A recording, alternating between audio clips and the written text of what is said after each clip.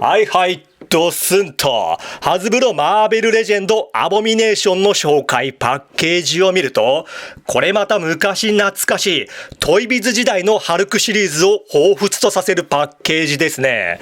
そんなパッケージの横には、これね、アボミネーションのアート、これめっちゃ最近のやつじゃなかったでしたっけね。2003年とか4年とかね、その辺のやつ。で、裏にはやる気のないポーズがあって、いいですね。ここにちゃんとエミル・ブロンスキーと記載されています。やっぱアボミネーションはね、エミルじゃないと。では、開けていきましょう。よいしょ、出てこい、出てこい、ハンギョドン出てこい、エミル・ブロンスキーと。お、いいですね。よし。でかい、でかい。おー、かっこいい。よし。ではね、中身の方すべて取り出していく。はい、取り出しまして、アボミネーションことエミル・ブロンスキー。60年代にハルクのヴィランとして生み出されたこれまた古参キャラ。エミル・ブロンスキーは KGB の工作員として米軍基地に潜入。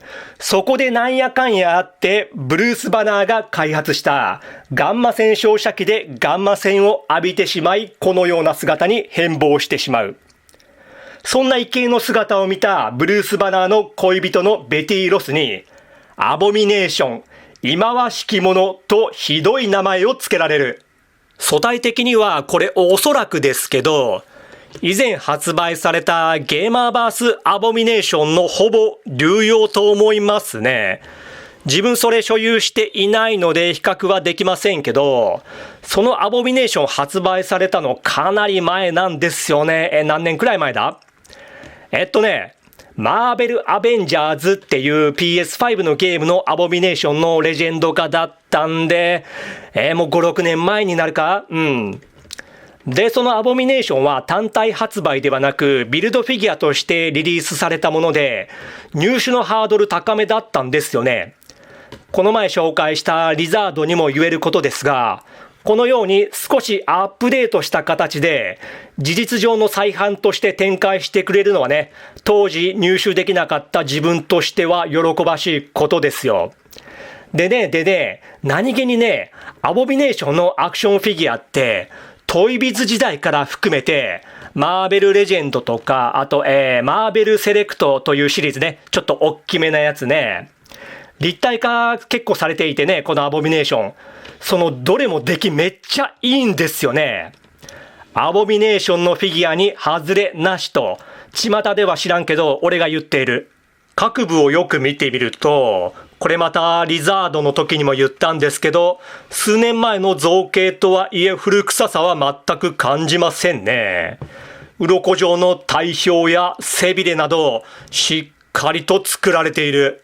下半身の方は巨大化したためかベルトが外れているんですけど、なぜかズボンのホックは外れておらず、伸縮性のある素材かと思いきや膝から下はしっかりと破れている。まあこの辺ね、後から言うのもなんですけど、突っ込むのは無粋というもの。個人的にはね、ここブリーフパンツが良かったんですけどもね。で、このつま先の造形がめっちゃいいですね。全体的に半魚人めいたフォルムなんですけど、このつま先は鳥類のそれのようでかっこいい。頭部を見てみましょう。こちらはデフォルトでついていたやつではなくてちょっと付け替えたんですけど、なんて言えばいいんだ？食いしばり顔？笑顔？これは心臓系かな？心臓系でしょうね。どちらにせよめちゃくちゃよくできていますね。顔の横のヒレのようなものといい、背中の背びれなようなものといい、さっきも言ったんですけど、その姿は半魚人を彷彿とさせますね。かっこいい。次にこちらは叫び顔。これも心臓系でしょうね。いや、これめっちゃかっこいい。さっきの食いしばり顔よりさらにかっこいい。食いしばり顔に比べて顔の横のヒレが後退していたり、頭頂部の鱗のようなものが逆立った造形になっていたりと、いかにも臨戦態勢及び戦闘中という感じが出ていて、これは遊びがいがありますよ。ただ、このヒレの塗装なんですけど、食いしばり顔よりも省略されていますね。ここちと残念。そしてこちら、今回の目玉と言っていいでしょう。交換用頭部のこれは何頭部と言えばいいんでしょうね。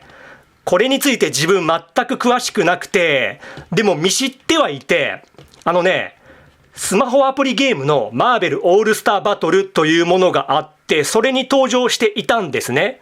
その時にこれ見て、なんじゃこいつ、かっこよすぎやろって思ってちょっとだけ調べたら、どうやらね、イモータルハルクという作品に登場するらしいですね。自分それまだ読んでいないんですけど、これ見たらね、がぜん読みたくなりましたね。まさにアボミネーション。名は体を表す異形の頭部。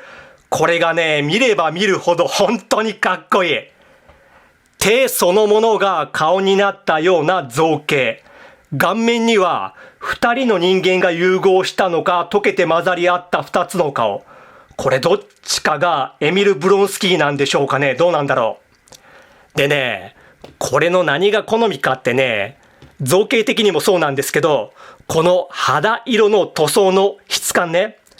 これ見ているとね、なんかね、80年代の SF ホラー映画の特殊メイク感があって、優勢からの物体 X とか、あとなんでもいいんですけど、ボディスナッチャーとか、スキャナーズとかね、その辺の匂いがする感じがね、めちゃくちゃ好みですね。たまらんですよ。可動範囲いきましょう。まずは頭部、上はここまでいけて、うつむきこうで、ぐりぐり傾き取れますね。肩にバタフライキッコーがあって、これぐらい動き。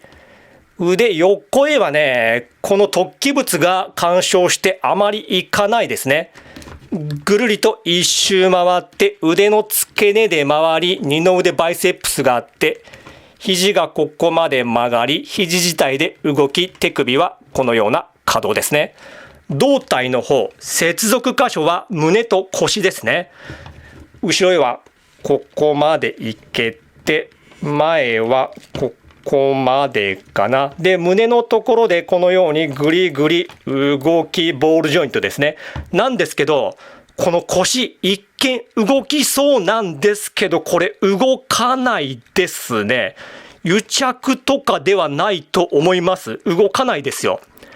で、下半身股関節に引き出しキッコはなしで、前はここまで、後ろへはここまで。股割りできて、ももにロールあって、膝が二重でここまでいけて、すねでロールありますね。足首、後ろへはこうで、前へはここまで傾き取れて、つま先可動は nothing。ではサイズ比較なんですけど、自分今回このアボミネーション初めて手に取って予想外の大きさにびっくりしているんですけど、まずこちら。同じくマーベルレジェンドのマキシマムスパイダーマンと並べるとこんな感じ。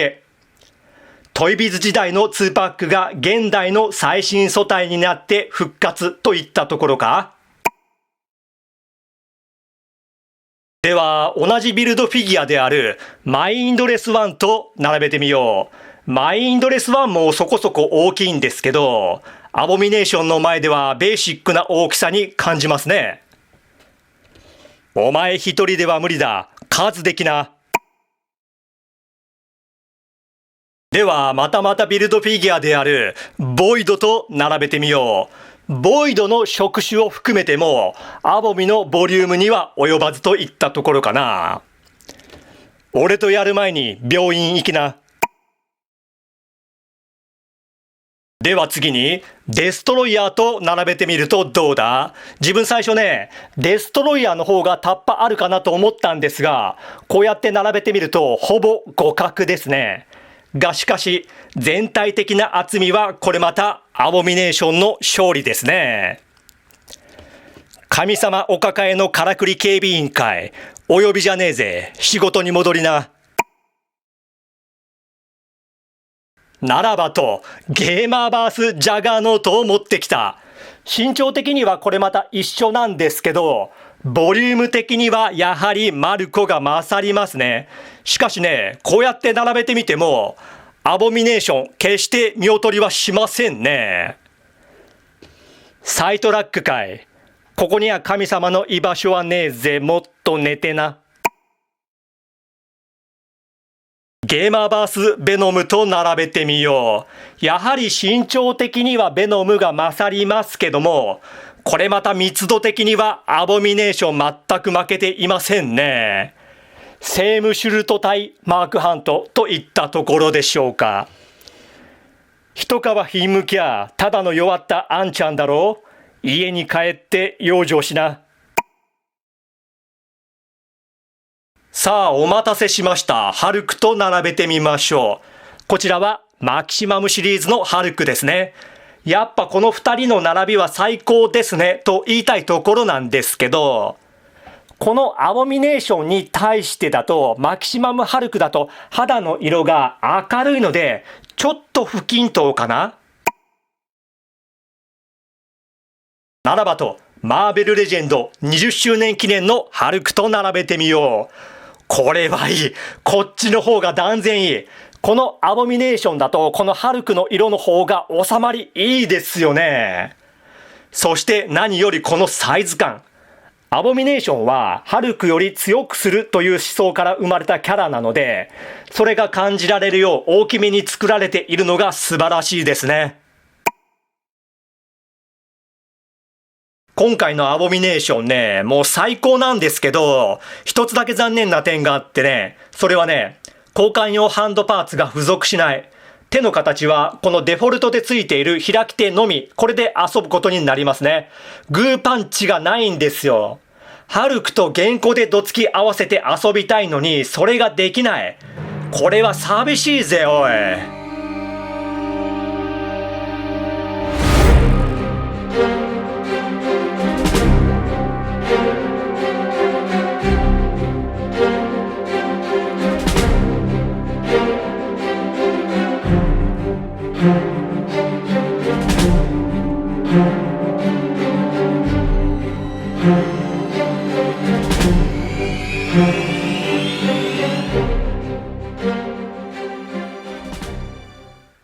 はい、では終わります。今回も本当にありがとうね。バイビー。